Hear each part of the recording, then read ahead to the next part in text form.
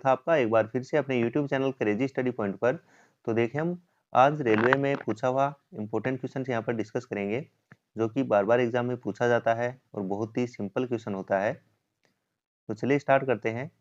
देखिए किसी संख्या को एक भाजक से विभाजित करने पर 16 शेष बचता है।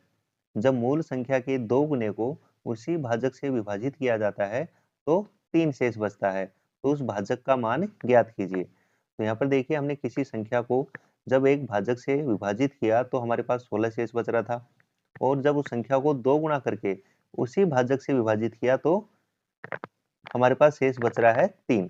तो वो भाजक हमें बताना है। तो यहाँ पर देखिए जब हम पहले उस संख्या को विभाजित कर रहे थे तो हमारे पास जो रिमाइंडर था वो कितना था, 16 था।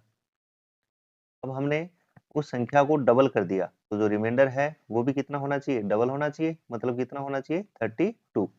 लेकिन क्वेश्चन कह रहा है कि शेष कितना बचता है, 3 बचता है। इसका मतलब ये हुआ कि उस भाजक से फिर से ये 32 जो है वो डिवाइड हो रहा है। तो यहाँ पर ऑप्शन में देखिए जो 51 है और 53 है, ये दोनों तो वैसे ही कैंसिल हो गए। क्यों? क्योंकि जो 32 है वो इन दोनों से डिवाइड होगा ही नहीं।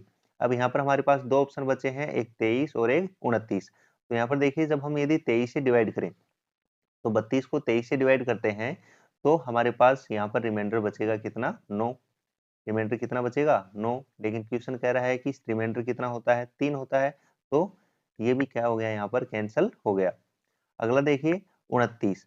तो यदि हम 32 में 29 का भाग दें तो एक बार डिवाइड होगा और हमारे पास जो रिमाइंडर है वो कितना निकल के आएगा, वो आएगा 3। और यही हमें क्वेश्चन कह रहा है। इसका मतलब वो जो भाजक है वो कितना है, 29 है।